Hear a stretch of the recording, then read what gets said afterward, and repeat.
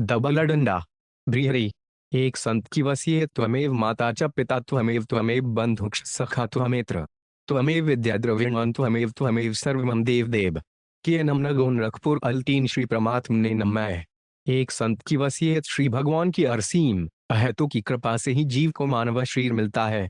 इसका एकमात्र उद्देश्य केवल भगवत प्राप्ति ही है। परंतु मनुष्य इस शरीर को प्राप्त करने के बाद अपने मूल उद्देश्य को भूलकर शरीर के साथ दृढ़ता से तादात्म्य कर लेता है और इसके सुख को ही परम सुख मानने लगता है। शरीर को सत्ता और महत्ता देकर उसके साथ अपना संबंध मान लेने के कारण उसका शरीर से इतना मोह हो जाता है कि इसका नाम तक उसको प्रिय लगने लगता है। शरीर के सुखों में मान बढ़ाई का सुख सबसे सूक्ष्म होता है। इसकी प्राप्ति के लिए वह झूठ, कपट, बेईमानी आदि दुर्गुण दुराचार भी करने लग जाता है। शरीर के नामे प्रियता होने से उसमें दूसरों से अपनी प्रशंसा, स्तुति की चाहना रहती है। वह यह चाहता है कि जीवन पर्यंत मेरे को मान बढ़ाई मिले और मरने के बाद मेरे नाम की कोर्ती हो। वह यह भूल जाता है कि केवल लौकिक व्यवहार के लिए शरीर का रखा हुआ नाम शरीर के नष्ट होने के बाद कोई अस्तित्व नहीं रखता। इस दृष्टि से शरीर की पूजा, मान, आदर एवं नाम को बनाए रखने का भाव किसी महत्व का नहीं है। परंतु ब्रह्मलीन श्रद्धेय स्वामी श्री राम सुखदास जी महाराज गीताबन स्वर्गाश्रम में ग्रीष्म ऋतु में प्रतिवर्ष पधार कर लोगों को सत्संग का लाभ देते रहे। अपनी जीवन लीला के अंतिम लगभग 4.25 वर्ष तक किए लगातार गीता भवन में ही रहे और 170 वर्ष से अधिक की आयुमान भी निरंतर सत्संग करवाते सहे। त्याग एवं वैराग्य की मूर्ति श्री स्वामी जी महाराज की वसीयत साधकों के लिए आदर्श एवं अनुकरणीय है। एक संतति वसीयत, शरीर का मान, आदर एवं नाम की स्तुति प्रशंसा का भाव इतना व्यापक है कि मनुष्य अपने तथा अपने प्रियजनों के साथ तो ऐसा व्यवहार करते ही हैं, प्रत्युत जो भगवद आज्ञा, महापुरुष वचन तथा शास्त्र मर्यादा के अनुसार सच्चे हृदय से अपने लक्ष्य भगवत प्राप्ति में लगे रहकर इन दोष घोन से दूर रहना चाहते हैं, उन साधकों के साथ भी ऐसा ही व्यवहार करने लग जाते हैं। अधिक या कहा जाए, उन साधकों का शरीर निष्प्राण होने पर भरी उसकी स्मृति बनाए रखने के लिए ले उस शरीर को चित्र में आबद्ध करते हैं एवं उसको बहुत ही साज सजा के साथ अंतिम संस्कार स्थल तक ले जाते हैं। विनाशी नाम को अविनाशी बनाने के प्रयास में वे उस संस्कार स्थल पर छत्री, चबूतरा या मकान, स्मारक आदि बना देते हैं। इसके सिवाय उनके शरीर से संबंधित एक पक्षीय घटनाओं को बढ़ा चढ़ाकर उनको जीवनी, संस्मरण आदि के रूप में लिखते और प्रकाशित करवाते हैं। कहने को तो वे अपने आप को उन साधकों का श्रद्धालु कहते हैं, पर काम वही करते हैं जिसका वे साधक निषेध करते हैं। प्रधातत्व अविनाशी है, अत उन साधकों के अविनाशी सिद्धांतों तथा वचनों पर ही श्रद्धा होनी चाहिए, न कि विनाशी देह या नामे।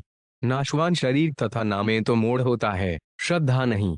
परंतु जब मोह ही श्रद्धा का रूप धारण कर लेता है तभी ये अनर्थ होते हैं।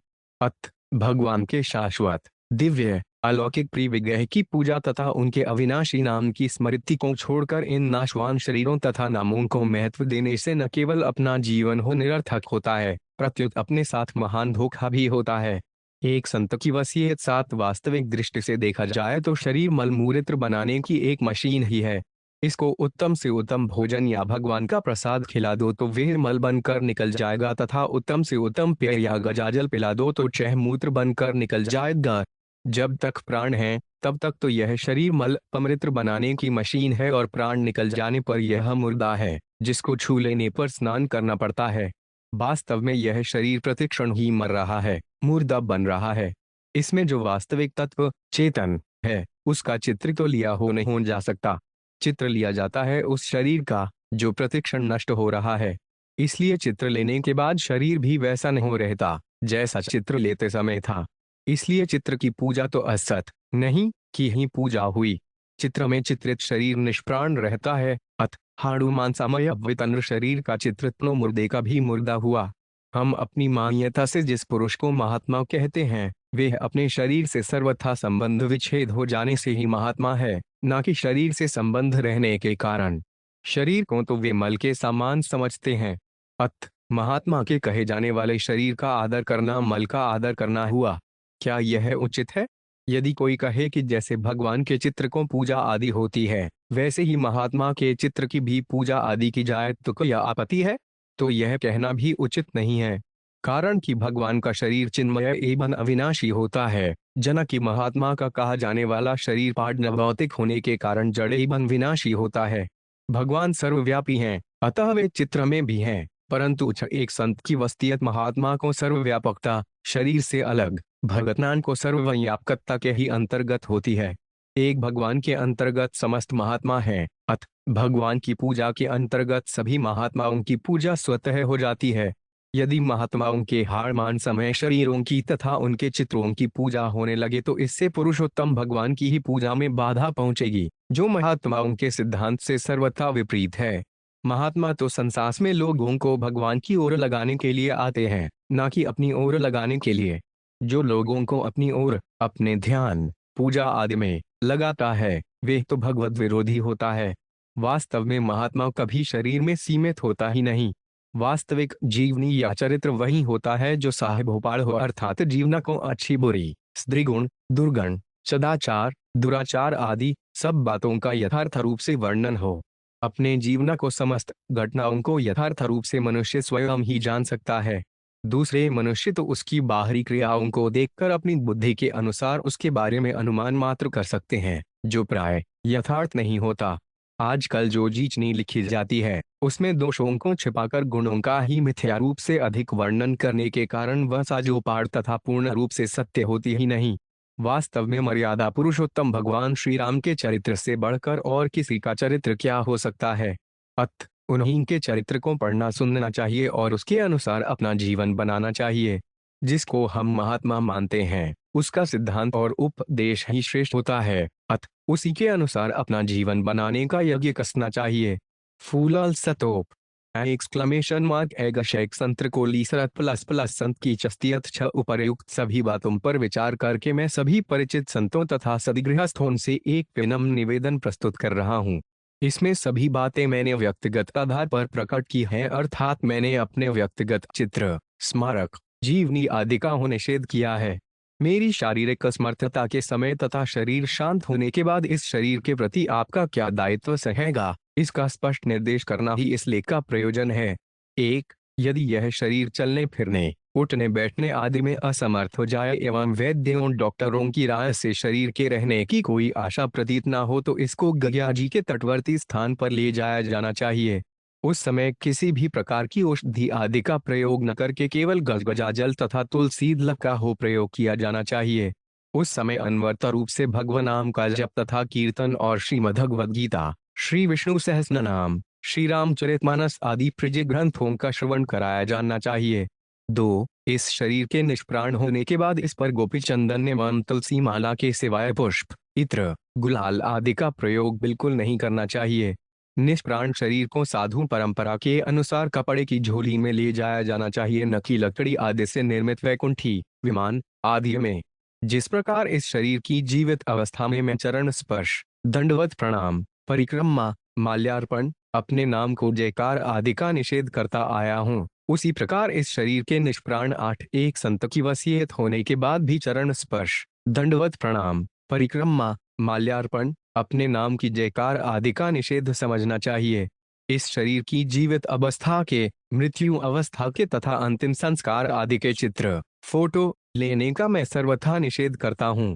3. मेरी हार्दिक इच्छा यही है कि अन्य नगर या गांव में इस शरीर के शांत होने पर इसको वाहन में रखकर गडजाजी के तट पर ले जाना चाहिए और वहीं इसका अंतिम संस्कार कर देता चाहिए। यदि किसी अपरिहार्य कारण से ऐसा होना कदापि संभव न हो सके तो जिस नगर या गांव में शरीर शांत हो जाए, वहीं गायों के गांव से जंगल की ओर जाने आने के मार्ग, गोबा में अथवा नगर या गांव से बाहर जहां गायें विश्राम आदि किया करती हैं, वहां इस शरीर का सूर्य की साक्षी में अंतिम संस्कार कर देना चाहिए। इस शरीर के शांत होने पर किसी की प्रतीक्षा नहीं करनी चाहिए। अंतिम संस्कार पर्यंत केवल भजनम कीर्तन, भगवान नाम जप आदि होने चाहिए और अत्यंत सादगी के साथ अंतिम संस्कार करना चाहिए। 4. अंतिम संस्कार के समय इस शरीर की दैनिक उपयोगी सामग्री, कपड़े, खड़ाऊं, जूते आदि को भी इस शरीर के साथ ही जला देना चाहिए तथा अवशिष्ट सामग्री, पुस्तकें, कमंडलू आदि दाइश को पूजा में अथवा स्मृति के रूप में बिल्कुल नहीं रखना चाहिए, प्रत्युत उनका भी सामान्यतया उपयोग करते रहना चाहिए। 5. जिस स्थान पर इस शरीर का अंतिम संस्कार किया जाए, एक संत की शख्सियत पर वहां मेरी स्मृति के रूप में कुछ भी नहीं बनाना चाहिए, यहाँ तक कि उस स्थान पर केवल पत्थर आदि को रखने का भी मैं निषेध करता हूँ। अंतिम संस्कार से पूर्व वे स्थल जैसे उपेक्षित रहा है, इस शरीर के अंतिम संस्कार के बाद भी वह स्थल जैसे ही उपेक्षित रहना चाहिए। अंतिम संस्कार के बाद अस्थि आदि संपूर्ण अवशिष्ट सामग्री को गंगाजी में प्रवाहित कर देना चाहिए। मेरी स्मृति के रूप में कहीं भी गौशाला, पाठशाला, चिकित्सालय आदि सेवार्थ संस्थाएं नहीं चलानी चाहिए। अपने जीवन काल में भी मैंने अपने लिए कभी कहीं किसी मकान आदि का निर्माण नहीं कराया है और इसके लिए किसी को प्रेरणा भी नहीं की है।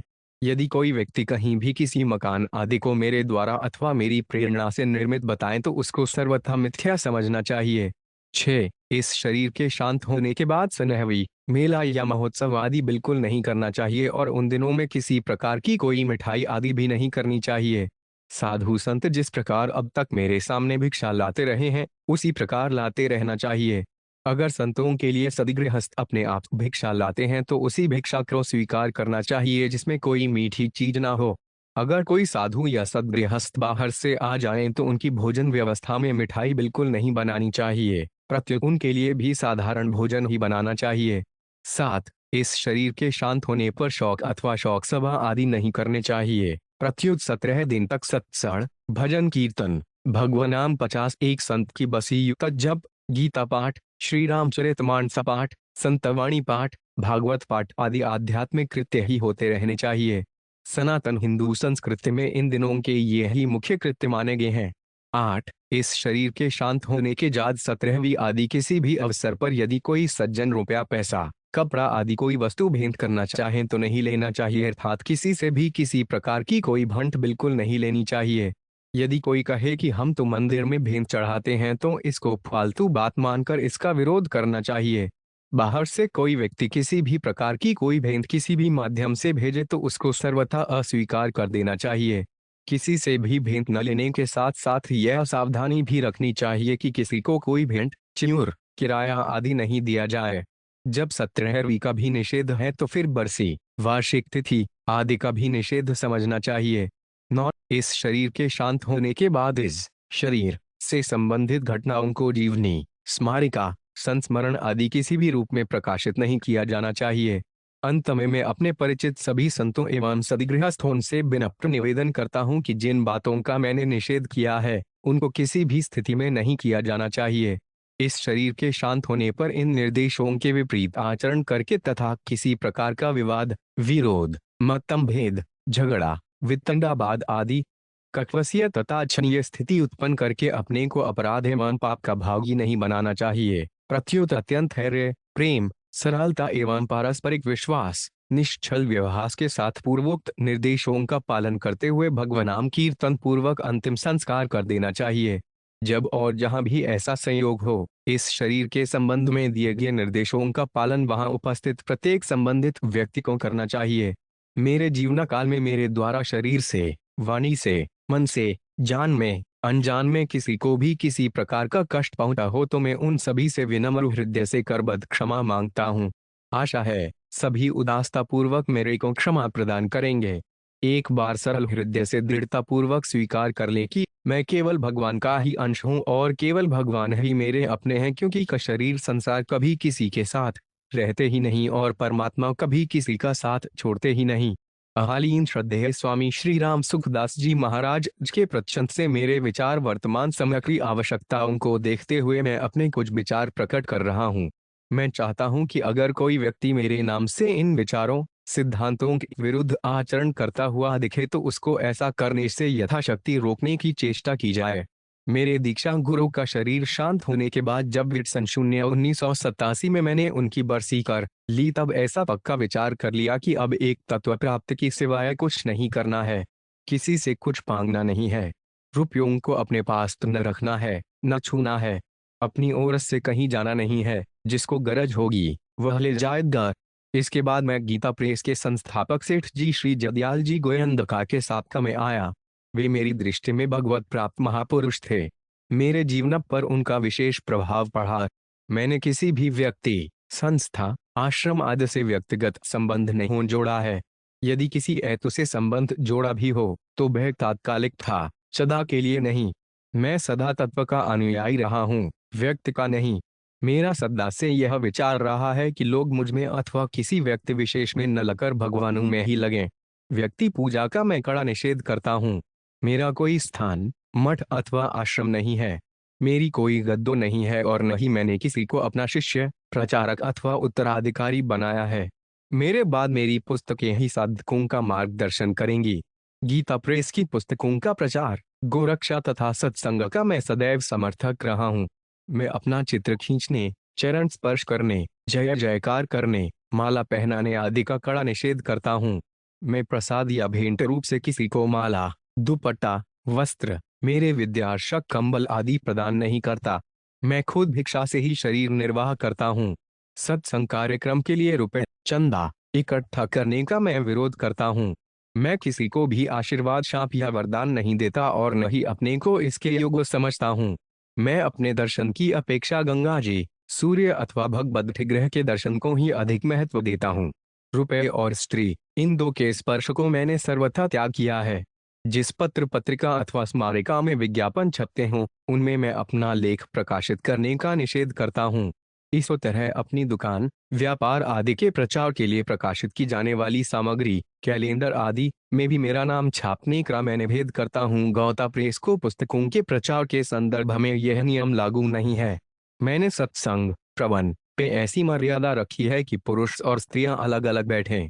मेरे आगे थोड़ी दूर तक केवल पुरुष बैठें। पुरुषों की व्यवस्था पुरुष और स्त्रियों की व्यवस्था स्त्रियां ही करें। किसी बात का समर्थन करने अथवा भगवान की जय बोलते के समय केवल पुरुष ही अपने हाथ ऊंचे करें, स्त्रियां नहीं। क्रायोग, ज्ञानयोग और भक्ति योग तीनों में मैं भक्ति योग को सर्वश्रेष्ठ मानता हूँ और परम प्रेम की प्राप्ति में ही मानव जीवन की पूर्णता मानता हूँ। जो भक्ता अपने को मेरा अनुयायी अथवा कृपा पात्र बताकर लोगों से मान बढ़ाई करवाता है, रुपए लेता है, स्त्रियों से संपर्क रखता है, भेंट लेता है अथवा वस्तुएं मांगता है, उसको ठग समझना चाहिए। जो मेरे नाम से रुपए इकट्ठा करता है, वह बड़ा पाप करता है। उसका पाप क्षमा के योग्य नहीं है। अंतिम प्रवचन एक बहुत श्रेष्ठ, बड़ी सुगम, बड़ी सरल बात है। वे यह है कि किसी तरह की कोई इच्छा मत रखो, न परमात्मा की, न आत्मा की, न संसार की, न मुक्ति को, न कल्याण की। कुछ भी इच्छा मत करो और चुप हो जाओ, शांत हो जाओ। कारण कि परमात्मा सब जगह शांत रूप से परिपूर्ण है, स्वतः स्वाभाविक, सब जगह परिपूर्ण है। कोई इच्छा न रहे, किसी तरह की कोई कामना न रहे तो एकदम परमात्मा की प्राप्ति हो जाए, तत्व ज्ञान हो जाए, पूर्णता हो जाए। यह सबका अनुभव है कि कोई इच्छा पूरी होती है, कोई नहीं होती। सब इच्छाएं पूरी हो जाए यह नियम नहीं है। इच्छाओं को पूरा करना हमारे वश की बात नहीं है, पर इच्छाओं का त्याग कर देता हमारे वश की बात है। कोई भी इच्छा चाहना नहीं रहेगी तो आपकी स्थिति स्वतः परमात्मा में होगी। आपको परमात्मा तत्व का अनुभव हो जाएगा। कुछ चाहना नहीं, कुछ करना नहीं, कहीं जाना नहीं, कहीं आना नहीं, कोई अभ्यास नहीं। बस इतनी ही बात है। इतने में ही पूरी बात हो गई। इच्छा करने से ही हम संसार में बंधे हैं। इच्छा सर्वथा छोड़ते ही सर्वत्र परिपूर्ण परमात्मा में स्वतः स्वाभाविक स्थिति है। प्रत्येक कार्य में तटस्थ रहो, न राग करो, न द्वेष करो। तुलसी ममता राम सो, समृता सबब संसार। राग न रोष न दोष दुख, दास भय भव पार। दौड़ावलो 94। एक क्रिया है और एक पदार्थ है। क्रिया और पदार्थ यह प्रकृति है। क्रिया और पदार्थ दोनों से संबंध विच्छेद करके एक ब्रह्मलीन श्रद्धेव स्वामी श्री राम सुखदास दास जी महाराज के पर गदाहक पदार्थे के पूर्व दिन ऑर्डर 19 से 30 जून 2005 को गीता भवन स्वर्ग आश्रम में दिया गया अंतिम प्रवचन। अंतिम प्रवचन 5 भगवान के आश्रित हो जाएं, भगवान की शरण हो जाए, बस उसमें आपकी स्थिति स्वतः है। भूमा अचल शाश्वत अमल समठोस है तू सर्वदा। ऐसे परमात्मा पे आपकी स्वाभाविक स्थिति है। स्वप्न में एक स्त्री का जालक खो गया। वह बड़ी व्याकुल हो गई, पर जब नींद खुली तो देखा कि बालक तो साथ में ही सोया है। तात्पर्य है कि जहां आप हैं वहां परमात्मा पूरे के पूरे विद्यमान है। आप जहां हैं वहीं चुप हो जाओ। श्रोता, कल आपने बताया कि कोई चाइना न रखे। इच्छा छोड़ना और चुप होना दोनों में कौन ज्यादा फायदा करता है? स्वामी जी, मैं भगवान का हूँ, भगवान मेरे हैं, मैं और किसी का नहीं हूँ और कोई मेरा नहीं है, ऐसा स्वीकार कर लो। इच्छा रहित होना और चुप होना दोनों बातें एक ही हैं। इच्छा कोई करनी ही नहीं है, भोगों की, न मोक्ष की। न प्रेम की, न भक्ति की, न अन्य किसी की। श्रोता, इच्छा नहीं करनी है, पर कोई काम करना हो तो? स्वामी जी, काम उत्साह से करो, आठों पहर करो, पर कोई इच्छा मत करो। इस जात को ठीक तरह से समझो। दूसरों की सेवा करो, उनका दुख दूर करो, पर बदले में कुछ चाहो मत। सेवा कर दो और अंत में चुप हो जाओ। कहीं नौकरी करो तो वेतन भले ही ले लो, पर इच्छा मत रखो।